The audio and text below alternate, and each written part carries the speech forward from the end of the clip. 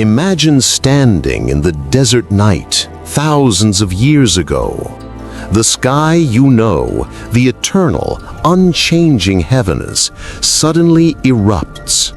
A new star blazes where none existed before, bright enough to cast shadows at midnight. It shines for weeks, then months, then slowly fades into darkness. Your gods are at war, the sky is dying, the world is ending. This isn't mythology, this is history. In 1054 CE, Chinese astronomers recorded a guest star so brilliant it was visible during daylight for 23 days. We call it the Crab Nebula supernova. But what about the supernovae that occurred 5,000, 10,000, 50,000 years ago when human civilization was young and the sky was the only book our ancestors could read?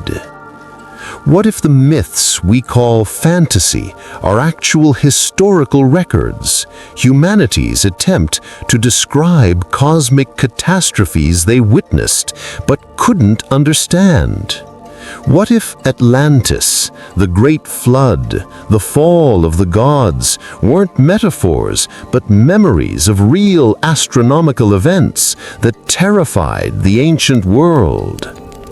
Tonight, we investigate the cosmic events that shaped human mythology, the stars that went silent, the comets that brought chaos, and the celestial catastrophes that may have destroyed entire civilizations.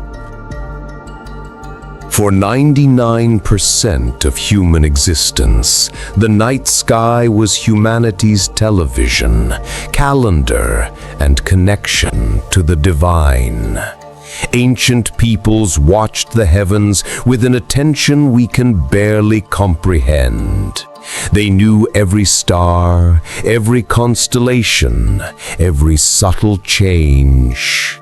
When something unprecedented appeared, a comet, a supernova, an eclipse, it wasn't just noteworthy, it was apocalyptic.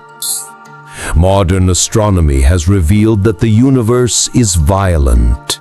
Stars explode, asteroids collide, comets rain down, gamma-ray bursts sterilize entire sectors of galaxies. Most of these events happen in deep space, harmless to Earth. But some have occurred close enough to be visible, spectacular, terrifying displays that ancient humans witnessed and recorded in the only way they could, through myth. Consider this. In 1572, the Danish astronomer Tycho Brahe observed a supernova in the constellation Cassiopeia, bright enough to be seen during the day. It challenged the Aristotelian belief that the heavens were eternal and unchanging. A single astronomical event helped trigger the scientific revolution. Now imagine that event occurring not in 1572, when we had telescopes and mathematics, but in 10,000 BCE, when the sky was literally the realm of gods. How would ancient people interpret it? What stories would they tell? The answer is the stories we now call mythology. Today we're going to explore the cosmic events ancient humans witnessed, supernovae that blazed brighter than the moon, meteor storms that filled the sky with fire, comets that appeared to threaten the sun itself, and eclipses that swallowed light. And we'll investigate how these real astronomical phenomena may have inspired myths about gods dying, civilizations falling, and worlds ending in fire and flood. Because the stars didn't just go silent, They screamed, and humanity remembered. A supernova is the death scream of a massive star. When a star 8 times the mass of our Sun exhausts its nuclear fuel, its core collapses in milliseconds, then explodes with the energy of 100 billion suns. For weeks or months, that single dying star can outshine an entire galaxy of 100 billion stars. If a supernova occurs within a few thousand light-years of Earth, it becomes visible to the naked eye, and several have occurred during human history. The most famous is the 1054 supernova that created the Crab Nebula. Chinese astronomers called it a guest star and recorded that it was visible during daylight for 23 days and remained visible at night for nearly 2 years. Native American petroglyphs show a star near a crescent moon, matching the exact configuration on the morning the supernova appeared. This wasn't myth, it was careful observation. But the 1054 event occurred after humanity had written records. What about earlier supernovae, witnessed by pre-literate peoples who could only preserve the memory through oral tradition and mythology? In 1997, astronomers discovered that the star RxJ 0852.0-4622 exploded as a supernova approximately 700 years ago, around 1300 CE. It would have been visible from the southern hemisphere and may be recorded in obscure indigenous traditions we haven't yet recognized. Going back further, the Vela supernova occurred approximately 11,000 years ago. At a distance of just 800 light-years, it would have been spectacular, possibly as bright as the moon, dominating the night sky for months. This occurred at the end of the last ice age, a period of massive climate upheaval and human migration. Did our ancestors witness this cosmic explosion? And if so, what did they think they were seeing? Many ancient myths speak of a dying god, a falling star, or a celestial being cast down from heaven. The Greek titan Kronos being overthrown by Zeus, the fallen angel Lucifer, cast out of heaven, described as a morning star falling from the sky. The Norse Ragnarok, where stars fall from the heavens and the world ends in fire.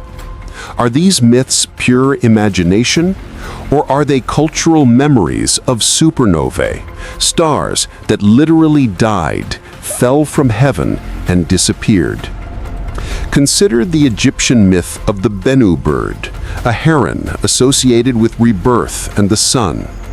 Every 500 years, the Bennu bird builds a nest of aromatic wood and sets it ablaze, burning to death before being reborn from its own ashes. We call this the phoenix myth. But what if ancient Egyptians were describing periodic astronomical events? Stars that blazed up, died, and then returned as the remnants became visible again. The ancient Chinese were meticulous record keepers, and their historical texts mention guest stars dozens of times. But what about the thousands of years before writing existed? Oral traditions speak of stars falling, heavens opening, and divine battles where celestial beings cast down light that shook the earth. In Hindu mythology, the demon Rahu periodically swallows the sun and moon, causing eclipses. But other texts describe cosmic battles where stars fall like rain. The Mahabharata speaks of weapons so bright they illuminated the world like 1,000 suns. Is this poetic exaggeration or the description of astronomical phenomena? Here's what's compelling. Supernova remnants can be dated.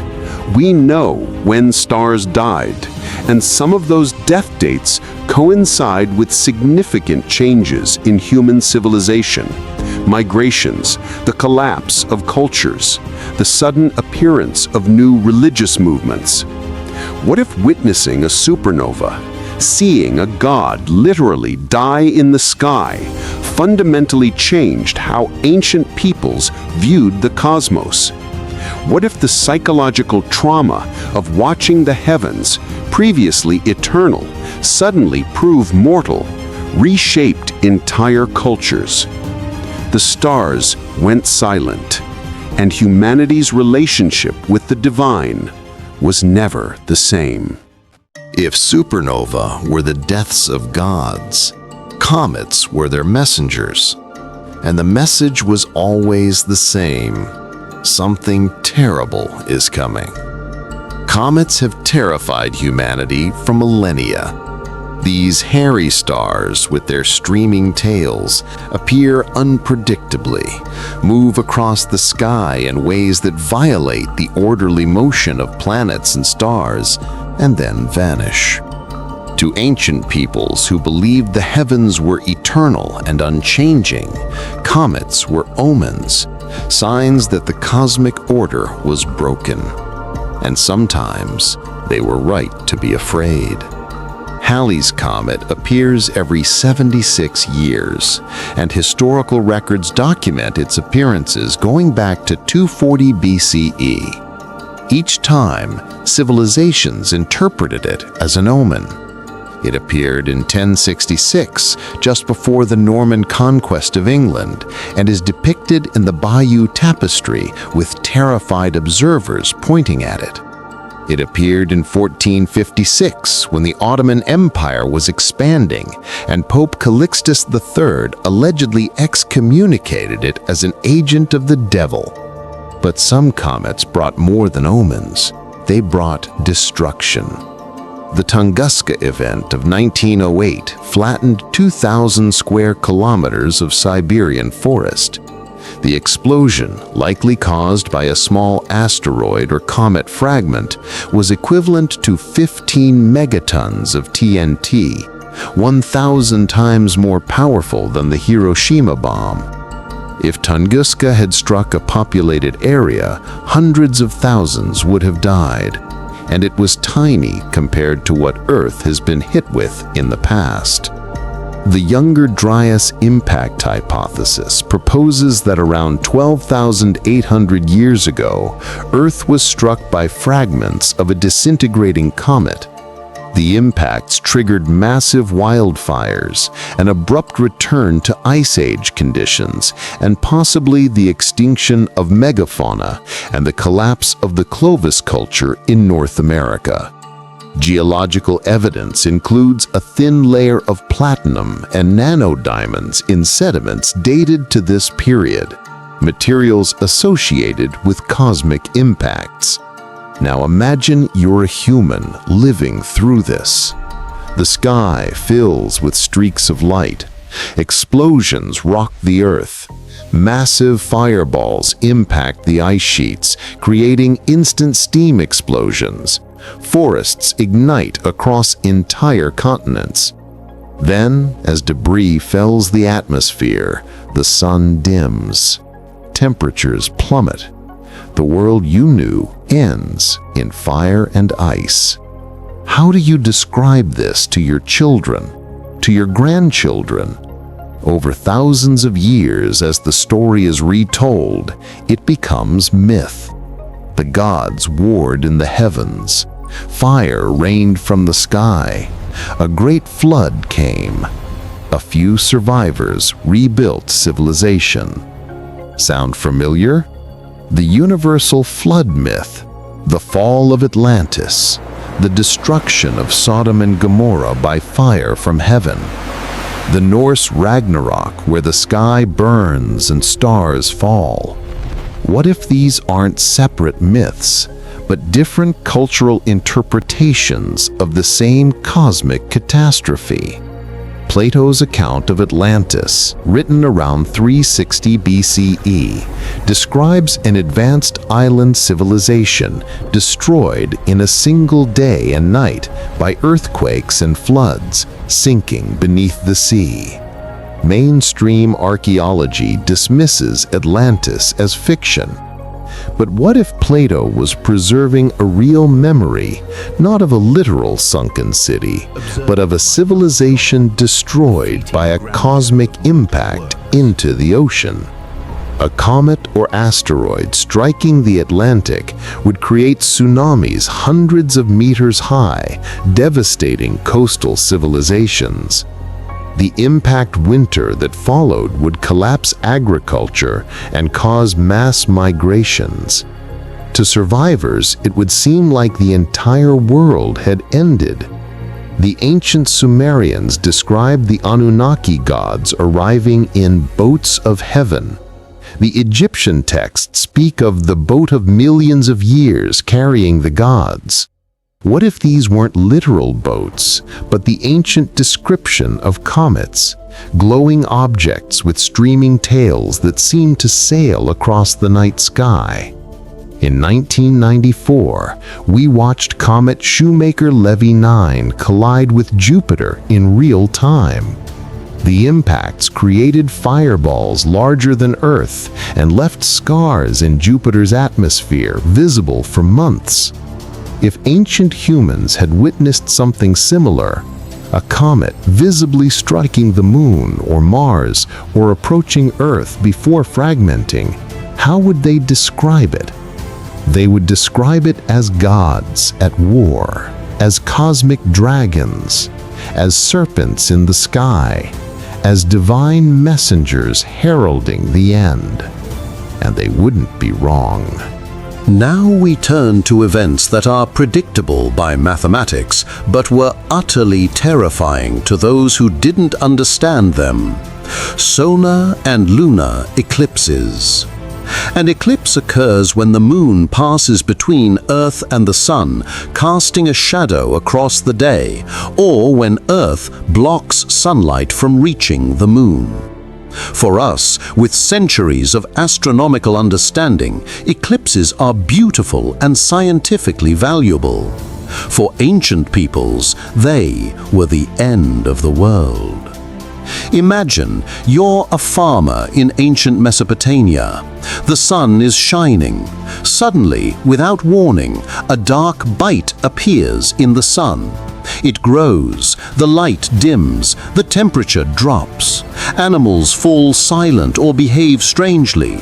Darkness spreads across the land in the middle of the day. Stars become visible. The sun, the source of all life, the supreme God, is being devoured. Then, slowly, impossibly, light returns. The sun survives. The world continues. What did you just witness? A god under attack? A cosmic monster devouring the sun? Divine judgment? An omen that demands human action, perhaps sacrifice to ensure the sun returns. This isn't speculation. We have historical records of eclipse panic. During a lunar eclipse in 413 BCE, the Athenian general Nicias delayed a military retreat because his soothsayers interpreted the eclipse as a bad omen. The delay led to the complete destruction of the Athenian army. An astronomical event changed the course of history. Chinese records show that astronomers who failed to predict eclipses could be executed. The Chinese believed a celestial dragon was devouring the sun, and loud noises and drums were needed to scare it away. The tradition continued for thousands of years because it worked. The sun always returned. In Norse mythology, the wolves Skoll and Hati chase the sun and moon across the sky. During an eclipse, they catch their prey and devour it. Only the intervention of humans making noise and offerings prevents permanent darkness. In Hindu mythology, the demon Rahu, who disguised himself as a god to steal the nectar of immortality. The sun and moon recognized him and alerted Vishnu, who beheaded Rahu. But because Rahu had already drunk the nectar, his severed head became immortal. To this day, Rahu periodically swallows the sun and moon in revenge, causing eclipses, before they pass through his severed throat and return to the sky. These aren't random stories, they're sophisticated attempts to explain recurring astronomical phenomena. And some scholars believe ancient peoples eventually learned to predict eclipses through careful observation, encoding the knowledge in myth and ritual. The Saros cycle, a period of approximately 18 years and 11 days after which eclipses repeat, was known to the ancient Chaldeans. They couldn't explain why it worked, but they recognized the pattern. This knowledge would have given them enormous power. To predict when the sun would be devoured and to ensure its return through proper ritual, that's the power of gods. But here's where it gets darker. What if an eclipse coincided with other catastrophes? What if during an eclipse a comet appeared, or an earthquake struck, or a volcanic eruption darkened the sky? In 1628 BCE, the volcanic island of Thera, modern Santorini, exploded in one of the largest eruptions in human history. The explosion was heard across the Mediterranean. Tsunamis devastated coastlines. Volcanic ash blocked the sun for years, causing crop failures and famine. The Minoan civilization on Crete, one of the most advanced in the world, collapsed. Now, add an eclipse, or a meteor shower, or the appearance of a comet during this period. To survivors, it would seem like the gods themselves were destroying the world. The Egyptian Ipuwer papyrus describes a time when the sun is veiled and shines not in the sight of men, and chaos reigns across the land. Is this poetic exaggeration or the description of volcanic winter combined with astronomical events? The book of Exodus describes plagues upon Egypt, darkness covering the land, the sun blocked, the Nile turning to blood, possibly red algae blooms from ash contamination. Then, the parting of the Red Sea, possibly a tsunami drawback before a wave struck. Are these divine miracles or the description of natural catastrophes, volcanic eruptions, eclipses, and tsunamis interpreted through the lens of religious belief? Plato's Atlantis was supposedly destroyed in a single day and night. Thera was destroyed in a single day. The Minoan civilization collapsed. The memory survived in Egyptian records, which Plato later accessed. Is Atlantis Thera, or is it a cultural memory of cosmic catastrophe, eclipse, eruption, impact, tsunami, compressed into a single mythological event? The sun went dark. The world ended, and humanity remembered. A cold shadow sweeps over the If eclipses were terrifying in their predictability, meteor storms were terrifying in their chaos. Imagine the night sky suddenly filled with thousands of streaks of light, stars seemingly falling from heaven in an apocalyptic cascade. This isn't speculation, it happened, and recently enough that we have detailed records. On November 12-13, 1833, the Leonid meteor storm produced an estimated 100,000 meteors per hour over North America. One observer wrote that the sky was literally filled with meteors and that the falling stars were like snowflakes. Many people believed the apocalypse had arrived. Some dropped to their knees in prayer. Others fled their homes in panic. But 1833 was the modern era. What about ancient meteor storms? The Leonids recur every 33 years when Earth passes through the debris trail of Comet Tempel-Tuttle. The 1833 event was exceptional, but lesser storms occur regularly. Ancient peoples would have witnessed them repeatedly throughout history. The Perseids, another annual meteor shower, peak every August. Most years it's modest, 60 to 100 meteors per hour. But occasionally, when Earth passes through a denser region of comet debris, the rate increases dramatically. In 1993, observers reported up to 300 meteors per hour. In ancient times, without light pollution, these events would be even more spectacular. Now, imagine witnessing a major meteor storm with no understanding of astronomy.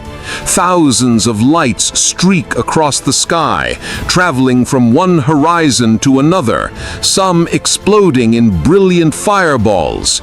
Some meteors are bright enough to cast shadows. You hear sonic booms as they pass overhead. Some reach the ground, creating impact craters and starting fires. What are you witnessing? The judgment of gods, divine arrows, falling stars, the cosmic order collapsing, angels cast down from heaven, demons ascending. The sky itself is at war. The book of Revelation describes the apocalypse. The stars of heaven fell to the earth as a fig tree drops its late figs when shaken by a mighty wind. Is this prophetic vision or the description of a major meteor storm? Native American traditions speak of star people and sky beings who occasionally descend to earth in balls of fire. Many tribes have stories of rocks falling from the sky, bringing power or danger. Were these meteorite impacts witnessed and mythologized? The ancient Egyptians revered iron from the sky. Tutankhamun's dagger was forged from meteoritic iron, iron from space fallen to earth. The Egyptians called iron metal of heaven long before they developed the technology to smelt terrestrial iron. They knew it came from the sky because they saw it fall. The Greek word meteor means phenomenon in the sky, and ancient Greeks recognized that shooting stars were atmospheric events, not actual stars falling. But that didn't make them less ominous. Aristotle described meteors and comets as atmospheric disturbances, vapors from the earth that caught fire in the sky. Wrong, but a rational attempted explanation. But what about cultures without Greek philosophy? What about pre-literate societies who couldn't write down observations and theories? They created myths, and those myths survived. The Aboriginal Australians have stories of fire from heaven creating impact craters that are now recognized as actual meteorite impact sites. The Henbury craters in the Northern Territory are surrounded by indigenous stories of a fire devil falling from the sky. Scientific dating confirms the craters are thousands of years old. The myth preserves the memory.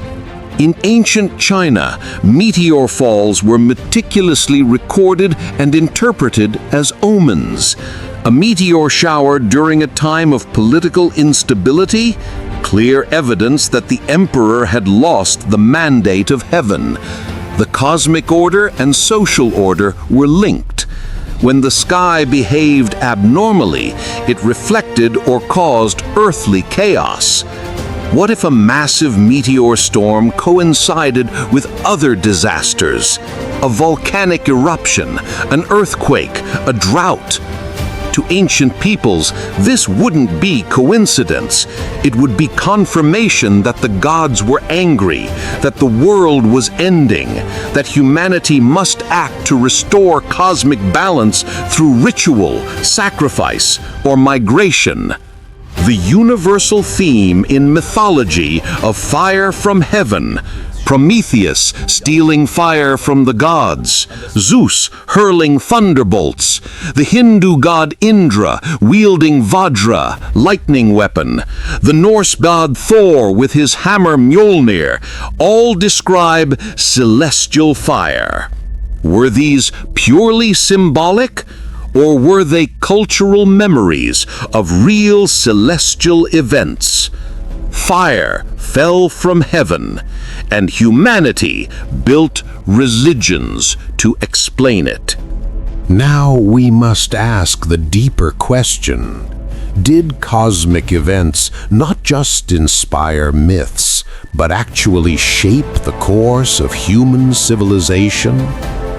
There's a growing body of evidence suggesting that major astronomical events coincided with pivotal moments in human history. The Younger Dryas impact hypothesis proposes that a comet impact triggered the abrupt climate change that ended the last ice age around 12,800 years ago. This period coincides with the extinction of North American megafauna, the disappearance of the Clovis culture, and massive environmental upheaval. But it also coincides with something else, the beginning of agriculture.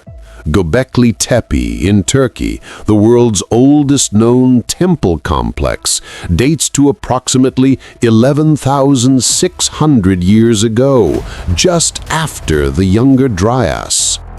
Hunter-gatherers, supposedly primitive peoples, organized to build sophisticated stone structures with astronomical alignments.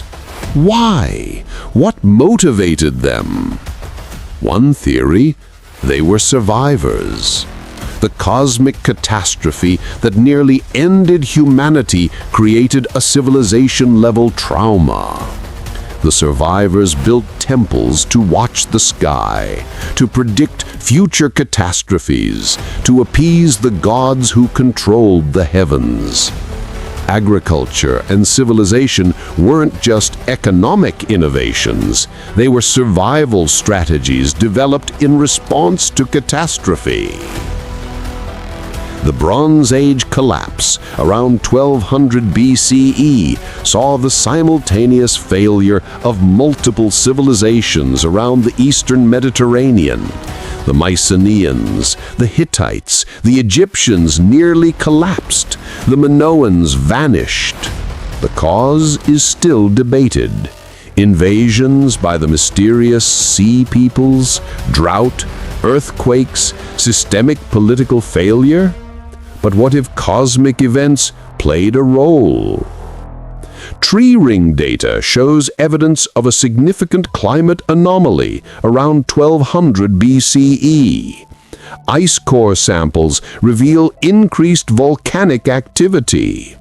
Some researchers point to possible comet impacts in the Mediterranean. What if the Bronze Age collapse wasn't just political, it was environmental, triggered or worsened by astronomical events?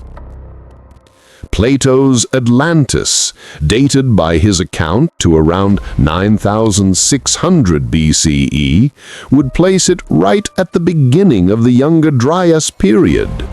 What if Atlantis isn't a specific city, but a cultural memory of the entire pre-catastrophe world, a time before the cosmic impacts, before the floods, before everything changed? The Phaethon myth tells of the son of Helios, the sun, who loses control of his father's chariot and nearly burns the earth before Zeus strikes him down with a thunderbolt to save the world. Phaethon falls from the sky, and his sisters weep amber tears. Is this a random story, or a description of a comet on a collision course with Earth, fragmenting in the atmosphere with impacts so severe they caused global fires before the debris cloud cooled the planet? Every ancient culture has a flood myth. Every culture has stories of fire from heaven.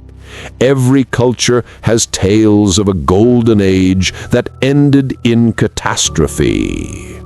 Are these universal because humans naturally tell such stories? Or are they universal because humans across the globe witnessed the same cosmic events and tried to make sense of them? Modern science has proven that cosmic impacts happen. The dinosaurs didn't go extinct because some gradual process. A 6-mile-wide asteroid struck the Yucatan Peninsula 66 million years ago and killed 75% of species on Earth in a matter of years.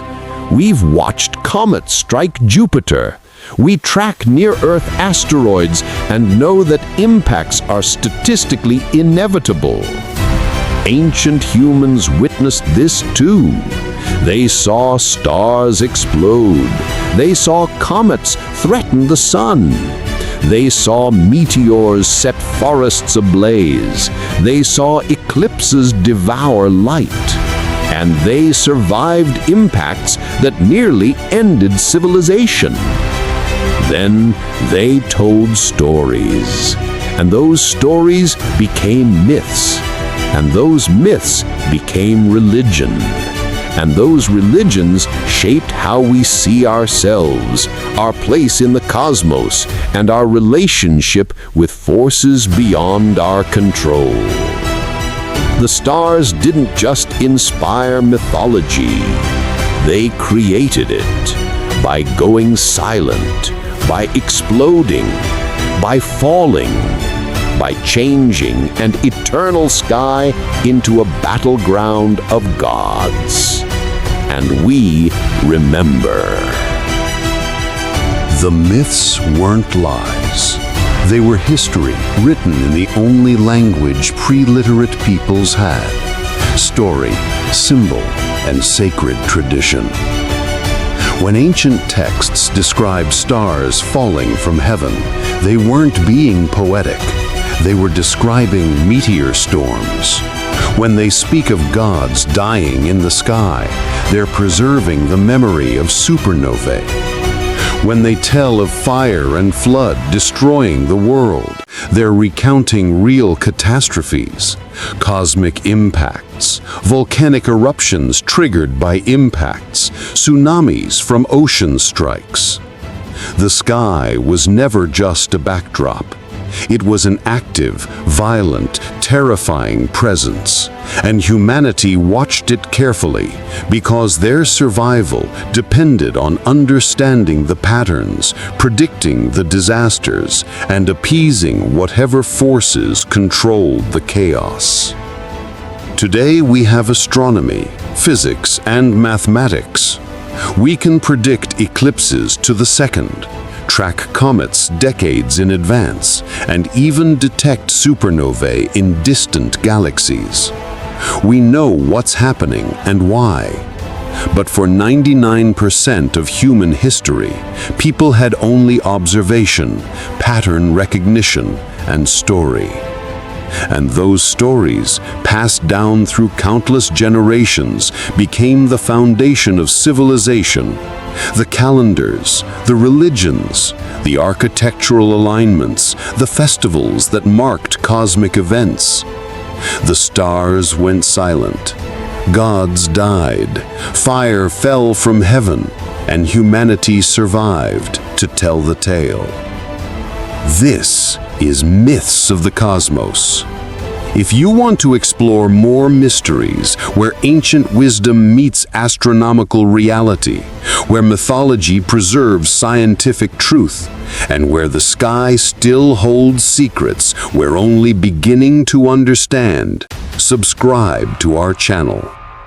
Because the universe isn't done speaking, and we're still learning its language. Until next time, look up. And remember, those myths aren't fantasy. They're memories, written in the stars.